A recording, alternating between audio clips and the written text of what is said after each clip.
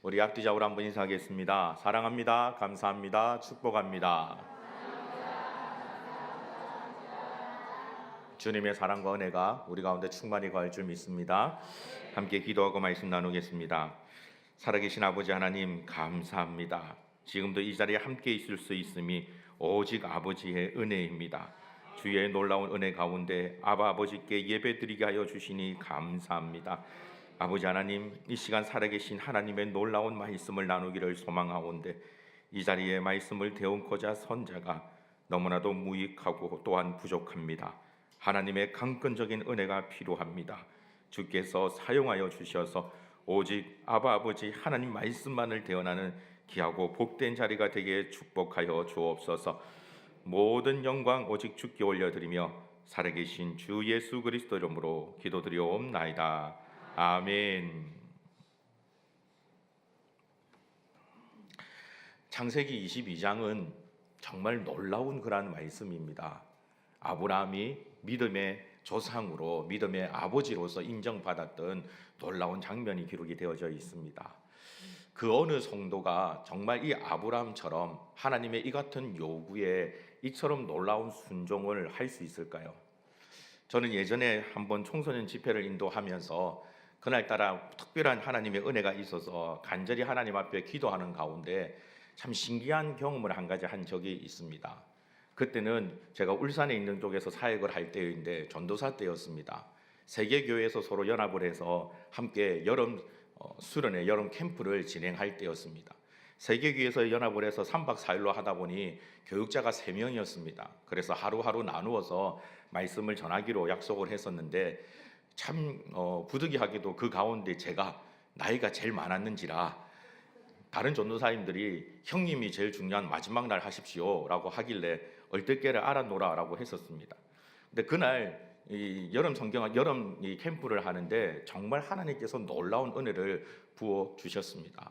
첫 번째 말씀을 전했던 분이 김태영 목사님이라는 분인데 그때는 전도사였습니다. 오늘 우리 김태현 전도사님이 성함이 비슷하네요. 김태현 전도사님이 찬양 인도를 하신 것처럼 정말 찬양 인도도 은혜롭게 잘하는 그런 전도사였는데 그때에도 하나님께서 놀라운 은혜를 부어주셔서 첫째 날인데 마치 성령이 강권적으로 부어주시는 것처럼 놀라운 일들이 나타났습니다. 깜짝 놀랐습니다. 사실 그렇게 되면 정말 기뻐하고 기뻐해야 하는데 아직 수양이 덜 된 전도사인지라 첫째 날이 그렇게 은혜롭게 진행이 되니까 마지막 날 맡은 제가 마음이 급해지기를 시작했습니다. 마지막 날은 첫째 날보다 더 좋아야 될 텐데 큰일이다라는 생각이 들었습니다. 둘째 날에 또 다른 전도사님이 말씀을 전하고 인도했는데 첫째 날보다 더 좋았습니다. 그러니 마지막을 맡은 제가 정말 똥줄이 타기를 시작했습니다. 아이고 큰일 났다. 첫째 날이 이렇게 좋고 둘째 날이 이렇게 좋은데 마지막 날이 안 좋으면 참 큰일이다라는 생각이 들었습니다. 그래서 평소에 정말 잘 결단하지 않는 큰 결심을 했습니다. 두 분 전도사님을 불러다가 내가 내일 저녁 집회를 위해서 금식을 할 테니까 마지막 날 모든 일정들은 전도사님 두 분이 진행하시고 저는 원고 들고 하나님 앞에 금식하면서 기도하겠노라 라고 선포하고 골방에 들어가서 정말 금식하면서 기도를 하기 시작을 했습니다. 한참을 기도를 하는데 하나님께서 저에게 재밌는 음성을 하나 들려주셨습니다. 정말 오늘 이 밤에 성령의 역사가 나타나기를 원하느냐? 예, 하나님 정말 그렇게 되어야 합니다. 첫째 날이 그렇게 좋고 둘째 날이 그렇게 좋았는데 셋째 날이 별로 좋지 않으면 어떻게 되겠습니까?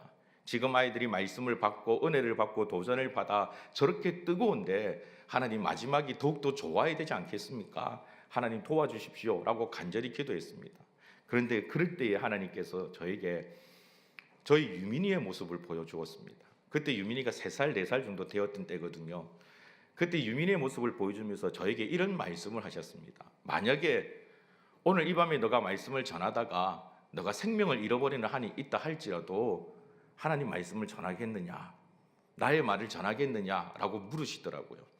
처음에는 별 생각 없이 예 하나님라고 대답을 했는데 하나님께서 또 이어서 유민의 모습을 보여주면서 하시는 말씀이 오늘 내가 너를 불러가면 다시는 이 땅에서는 유민의 모습을 못 본다 라고 말씀을 하셨습니다. 순간 당혹스러웠습니다.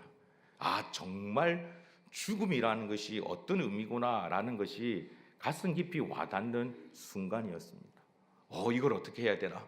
이걸 어떻게 해야 되나? 라고 고민을 하다가 한참을 고민을 하다가 즉시 대답을 해야 하는데 한참을 고민을 하다가 정말 기어 들어가는 소리로 하나님, 제가 오늘 밤에 죽어도 좋사오니 저에게 은혜를 주셔서 유민이를 다시 못 봐도 좋사오니 저에게 은혜를 주셔서 이 밤에 주의 말씀을 증거하며 주의 놀라운 은혜가 넘치도록 도와주십시오 라고 기도를 했던 기억이 있습니다. 그래서 저는 창세기 22장을 볼 때마다 아브라함의 모습이 정말 놀랍습니다. 저는 그때 유민이를 포기한다는 것이 참 쉽지 않구나, 자녀를 포기한다는 것이 참 쉽지 않은 일이구나 라는 것을 간접적으로 경험했기 때문에 독자 이삭을 번제로 바치려 했던 아브라함의 그 모습이 정말 놀라웠던 겁니다. 창세기 22장이야말로 성도로서 누릴 수 있는 가장 최고의 승리의 순간이라고 생각합니다. 하나님께서 하셨던 그 말씀에 아멘으로 순종할 수 있는 그 모습이 얼마나 놀랍습니까? 창세기 22장을 가만히 살펴보면 아브라함의 순종은 정말 놀랍고도 놀랍습니다. 1절과 2절의 말씀을 보시면 하나님께서 아브라함에게 말씀하시기를 너희 아들 이삭을 번제로 드려라, 모리아 산에서 번제로 드려라 라고 하나님께서 말씀했습니다. 그때 3절을 보면 아브라함이 아침에 일찍이 일어나 나귀의 안장을 지우고 떠났다라고 말합니다. 망설임이 없습니다. 고민이 없습니다. 하나님, 아무리 그래도 어떻게 이삭을 번제로 드릴 수 있습니까?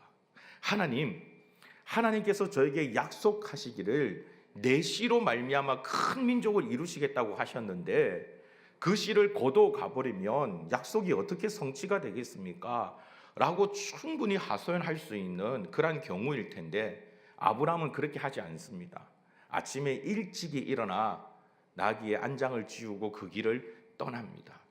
그리고 여러분 4절을 보시면 제3일에 아브라함이 눈을 들어 그것을 멀리 바라본지라 라고 되어 있습니다. 여기 4절의 제3일도 놀랍습니다. 왜냐하면 아브라함이 하나님으로부터 이 놀라운 말씀을 받았던 그곳부터 모리아 산까지의 거리가 제바른 걸음으로 걸어갈 때에 소요되어지는 거리가 3일 길입니다. 즉 아브라함은 그 길을 걸어가면서 중간에 망설임이 없었습니다. 오직 돌격 앞으로였습니다. 하나님께서 말씀하셨으니 자기 이삭, 자기 아들을 번제로 바치기 위해서 곧장 그 길을 걸어갔습니다. 만약에 저라면 3일이 아니라 한 30일 아니면 3년이 걸리지 않았을까 모르겠습니다. 아들과 걸어가는 마지막 길이지 않습니까? 그러니 보여주고 싶은 것, 함께 누리고 싶은 것, 당부하고 싶은 것, 나누고 싶은 것, 그런 부분들이 참 많지 않겠습니까?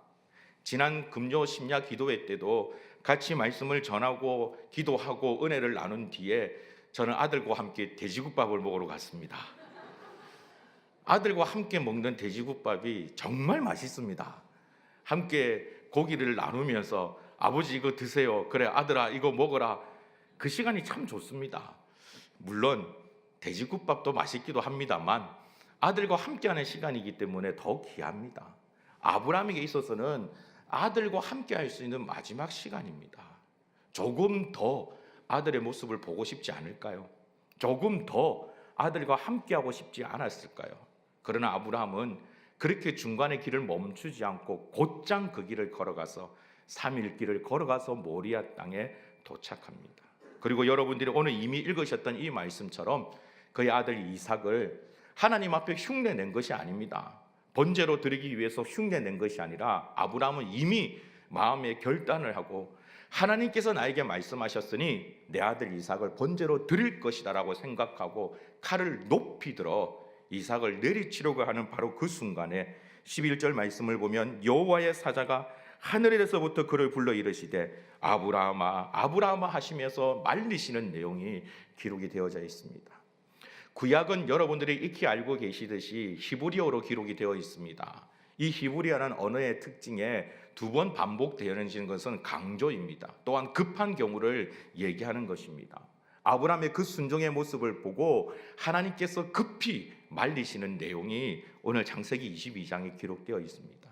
얼마나 놀라운 순종입니까? 그런데 여러분, 본문을 조금 더 자세히 들여다보면 아브람 말고도 또 다른 순종이 하나 더 있습니다. 그것은 바로 이삭의 순종입니다. 다시 여러분, 우리가 오늘 읽었던 성경을 같이 한번 보기를 원합니다. 3절 말씀을 함께 읽어보도록 하겠습니다. 창세기 22장 3절입니다. 아브람이 아침에 일찍이 일어나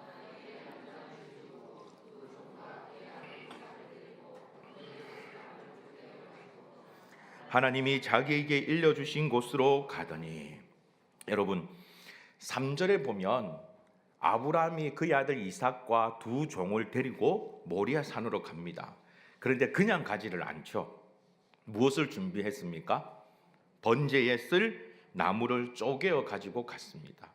많은 성경 신학자들은 이때 이삭의 나이가 약 16세에서 17세, 많게는 18세까지 생각을 합니다.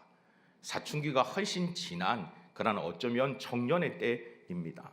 그때의 이삭이 그의 아버지 아브라함의 모습을 보면서 충분히 아버지가 무엇을 하러 가시는구나 라고 짐작할 수 있었을 겁니다. 그런데 문제가 한 가지 있습니다. 아버지와 함께 그 걸음을 걸어가면서 이삭에게는 계속해서 끊임없이 반복되어진 질문이 한 가지 있습니다. 그게 무엇일까요? 모든 것들은 준비되어 있는데 번제 드리기 위해서 꼭 필요한 재물이 없다라는 겁니다. 7절을 보시면 이삭이 그 아버지 아브라함에게 말하여 이르되 내 아버지여 하니 그가 이르되 내 아들아 내가 여기 있노라. 이삭이 이르되 불과 나무는 있거니와 번제할 어린 양은 어디 있나이까. 이것이 이삭의 마음속에 가슴속에 품고 있었던 질문입니다. 아버지께서 길을 떠나시는 모습을 보니, 준비하신 것을 보니 분명히 번제 드리기 위해서 길을 가시는데 평소와는 다르게 재물이 없으니 궁금했던 겁니다. 그런데 여러분, 한 가지 더 오늘 이 본문의 배경을 우리가 자세히 살펴볼 필요가 있습니다. 오늘 이 본문의 배경은 고대 근동 사회입니다. 이 사회에는 하나님 외에 다른 신들을 많이 섬기는 자들이 참 많이 있었습니다. 우상을 섬기는, 이방을 섬기는 그런 모습들이, 이방 신들을 섬기는 모습들이 참 많이 있었습니다. 그리고 그 이방 신들을 섬김에 있어서 그 신에게 드리는 가장 최고의 예물이 무엇인지 아십니까? 바로 자기 아들을 번제로 드리는 겁니다.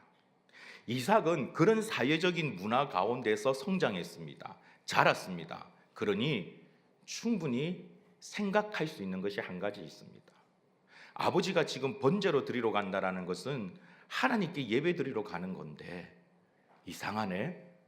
왜 번제 드릴 짐승이 없지? 왜 어린 양이 없지?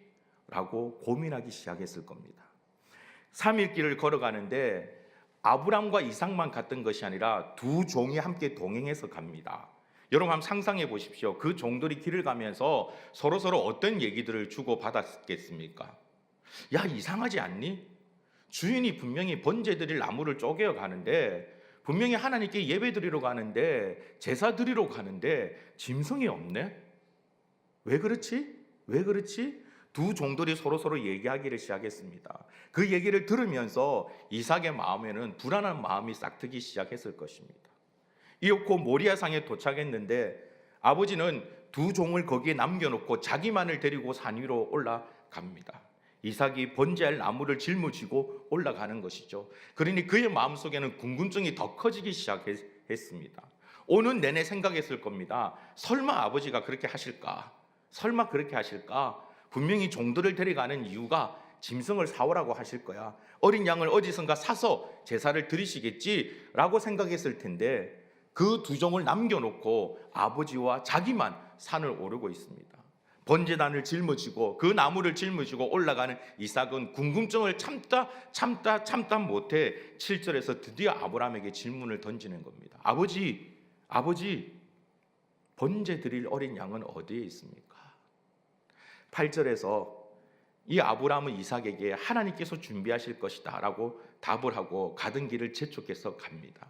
그리고 하나님께서 말씀하신 그곳에 이르렀을 때에 여러분 성경은 너무나도 간략하게 이 부분을 소개하고 있습니다. 9절의 말씀을 보면 하나님이 그에게 일러주신 곳에 이른지라. 이에 아브라함이 그곳에 제단을 쌓고 나무를 버려놓고 그의 아들 이삭을 결박하여 제단 나무 위에 놓고라고 되어 있습니다. 이삭은 지금 어린 나이가 아닙니다. 충분히 지금 돌아가는 모든 상황들을 생각할 수 있는 나이입니다. 이제 아버지가 자신을 묶는다라는 것은 번제할 어린 양이 아니라 나를 번제로 드리겠구나라는 사실을 충분히 짐작할 수 있는 거죠. 그런데 그 모든 상황 가운데서 이삭은 아버지에게 대들지 않습니다. 반항하지를 않습니다. 아니 아버지 왜 그러십니까? 아니 아버지 왜 그러십니까? 왜 나를 번제로 드리려고 합니까? 라고 반항하지 않습니다. 묵묵히 그 아버지의 요구에 순종하고 있는 이삭의 놀라운 순종이 기록이 되어져 있습니다. 참 놀랍지 않습니까? 참 대단하지 않습니까?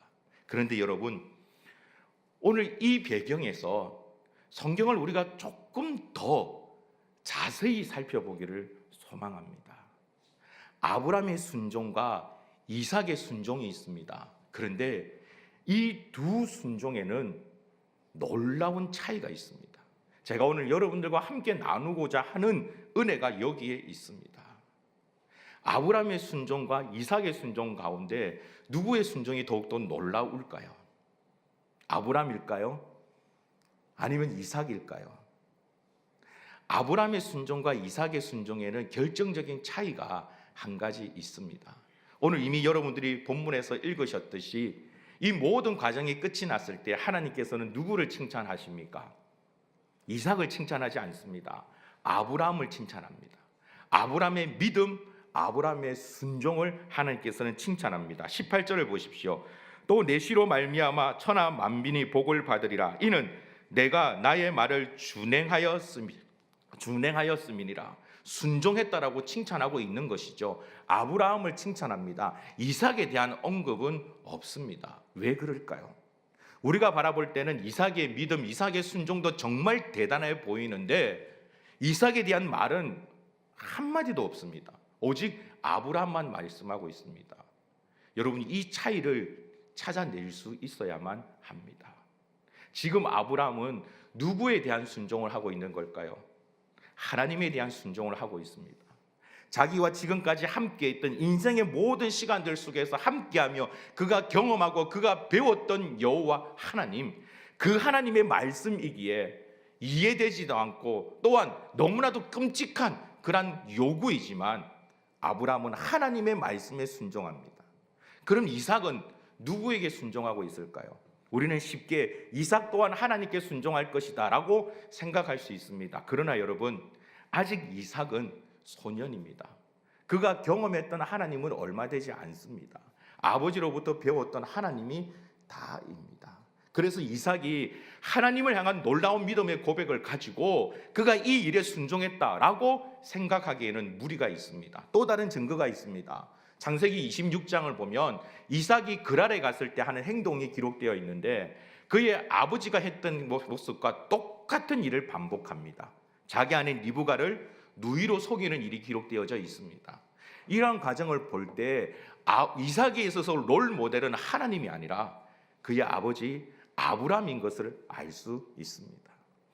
요즘 이삭의 나이대와 비슷한 게 저희 아들 유민이입니다. 아마 여러분 보셔서 잘 알 겁니다. 저하고 똑같이 생겼죠. 근데 한 가지 다른 게 있습니다. 저는 살입니다만 저희 아들은 살이 아니라 근육입니다. 그래서 더 무섭습니다. 한 번씩 저보고 팔씨름하자고 그러는데 피한 지가 꽤 됩니다.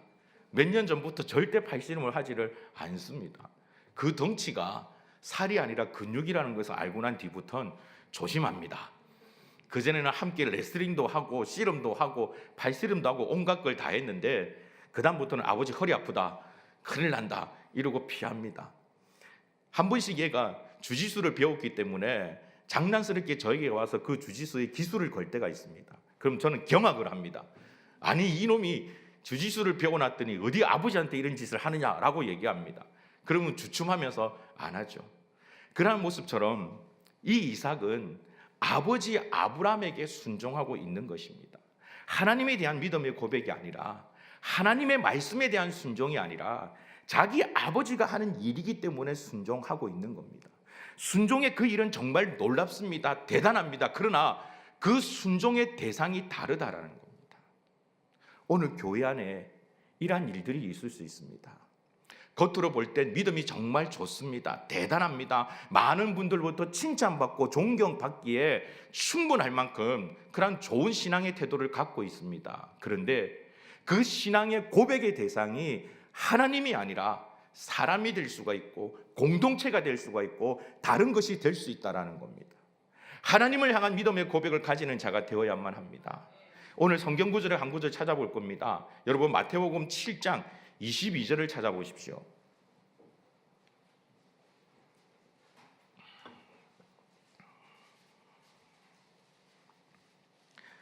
마태복음 7장 22절입니다.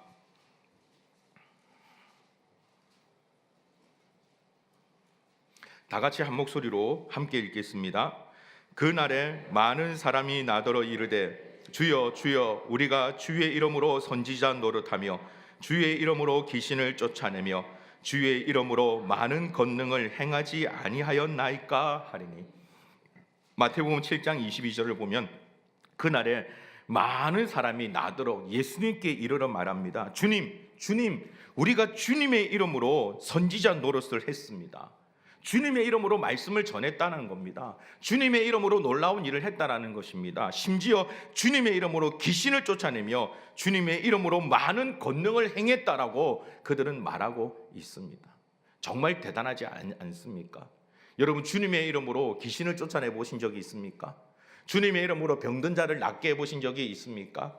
저는 유민이가 3살 때 열이 심하게 오를 때에 하나님 저에게 신유의 은사를 주십시오라고 간절히 기도하고 난 다음 유민이를 붙잡고 정말 간절히 기도했던 적이 있습니다. 눈물 콧물 다 흘리면서 몇 시간 동안 하나님 낫게 하여 주시옵소서라고 기도했다가 응급실 갔습니다. 저에게는 그런 은사가 없었습니다. 그런데 오늘 마태복음 7장 22절에 보면 많은 사람이 예수님의 이름으로 병을 고쳤다라고 얘기합니다. 예수님의 이름으로 권능을 행했다고 합니다. 예수님의 이름으로 정말 많은 일을 행했다고 합니다. 그런데 주님의 대답이 놀랍습니다. 23절을 읽어볼까요? 23절 같이 읽겠습니다. 그때에 내가 그들에게 밝히 말하되 내가 너희를 도무지 알지 못하니 불법을 행하는 자들아 내게서 떠나가라 하니라.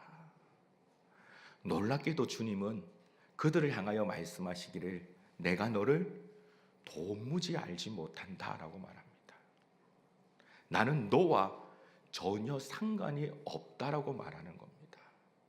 사랑하는 성도 여러분, 오늘 이 말씀이 우리에게 큰 경종이 되기를 주님의 이름으로 축복합니다. 열심히 신앙생활을 합니다. 열심히 교회 생활을 합니다. 그러나 그 목적이 분명한 자가 되어야만 합니다. 하나님의 말씀 때문에 하나님 때문에 신앙생활 하는 자들이 되길 주님의 이름으로 축복합니다. 사람 때문이 아니라 하나님 때문에 때때로는 어렵고 힘든 일이 있다 할지라도 때때로는 정말 가기 힘든 가시밭길이 있다 할지라도 하나님 때문에 그 길을 갈 수 있는 저와 여러분이 되기를 주님의 이름으로 축복합니다. 사단이 얼마나 지혜롭고 교모한지 아십니까? 처음에 우리의 고백은 하나님 때문이었습니다. 예수 그리스도 때문이었습니다. 그런데 신앙의 연수가 오래되면 오래될수록 하나님 때문이 아니라 예수님 때문이 아니라 체면 때문에, 그동안 내가 해왔던 교회 생활 때문에, 내가 가지고 있는 그 직분 때문에, 다른 사람들의 눈치 때문에 행하게 되어지는 일들이 더 많아집니다. 이런 자리에서 벗어날 줄 아는 자가 되길 주님의 이름으로 축복합니다. 이삭의 순종도 놀랍지만, 정말 그의 순종의 모습이 놀랍지만 하나님을 향하지 않은 순종은 아무 소용이 없다는 것을 우리는 기억해야만 합니다. 우리에게 있어서 가장 중요한 것은 하나님 말씀입니다. 나에게 있어서 가장 중요한 것은 하나님의 뜻입니다. 그 뜻을 붙잡으며 나아갈 수 있는 자가 되어야 합니다. 아무리 큰 열심이 우리 안에 있다 할지라도, 많은 사람들이 볼 때 저 집사님이야말로, 저 권사님이야말로, 저 장로님이야말로, 저 목사님이야말로 천국에서 놀라운 상급을 받을 것이다 라고 사람들에게 인정받는다 할지라도 하나님께로부터 인정받지 못하면 그 모든 것들은 아무 소용이 없습니다. 저는 이번 주에 이 말씀을 준비하면서 정말 하나님 앞에 두렵고 떨림으로 무릎 꿇고 기도를 참 많이 했습니다. 내가 하고 있는 모든 일들이 과연 하나님 때문인가? 과연 하나님 때문인가? 아니면 지금 내가 가지고 있는 이 목사라는 직함 때문인가? 사랑하는 성도 여러분, 오늘 이 말씀이 우리의 영혼에 울리는 하나님의 경고가 되기를 주님의 이름으로 축복합니다. 하나님 때문에 살아가는 자가 되십시다. 하나님 때문에 찬양하는 자가 되십시다. 하나님 때문에 예배하는 자가 되십시다. 하나님 때문에 이 땅에서 살아가는 자가 되십시다. 그래서 그것이 하나님의 뜻이라면 때때로는 내가 원하는 것과는 맞지 않는다 할지라도, 내가 바라는 것과는 맞지 않는다 할지라도 그것이 하나님 뜻이기에 그 일에 묵묵히 순종하며 나아갈 수 있는 저와 여러분이 될 수 있기를 주님의 이름으로 축복합니다. 우리가 이 하나님을 붙잡고 나아간다면 지금도 우리 가운데는 성령의 놀라운 역사가 나타날 줄 믿습니다. 하나님의 행하심이 우리 가운데 나타나게 되어질 줄 믿습니다. 지금도 하나님의 살아계심을 만방에 증거할 수 있는 저와 여러분이 될 줄 믿습니다. 이삭의 순종이 아니라 아브라함의 순종으로 가야만 합니다. 하나님 때문에 행하는 순종, 그 놀라운 믿음의 걸음으로 말미암아 오늘도 내일도 우리 하나님의 큰 기쁨이 되시는 귀하고 복된 성도들이 되시길 주님의 이름으로 축복합니다. 우리 시간 이 말씀을 생각하시면서 같이 한번 합심해서 하나님 앞에 기도하기를 소망합니다. 우리의 신앙의 걸음을 여러분 다시 한번 더 되돌아볼 수 있기를 소망합니다. 내가 이제는 예수 믿은 지 10년이 되고 20년이 되고 30년이 되었기 때문에 이제는 괜찮다라고 여기지 마십시오. 내가 만약에 지금 잘못된 길을 걸어가고 있다면 10년이나 20년이나 30년이나 그 먼 시간 동안 우리는 잘못된 길을 걸어가고 있었던 겁니다. 이제 그곳에서 다시금 돌이켜서 하나님 때문에, 하나님으로 말미암아 하나님을 위하여 살아가는 귀하고 복된 성도의 걸음 되게 해달라고, 나의 뜻이 아니라, 나의 경험이 아니라, 나의 생각이 아니라, 나의 판단이 아니라 오직 하나님의 그 말씀에 순종하며 나아가는 가장 귀하고 복된 성도 되게 해달라고 우리 시간 다 같이 주여 간절히 부르짖고 함께 기도하겠습니다. 주여, 주여.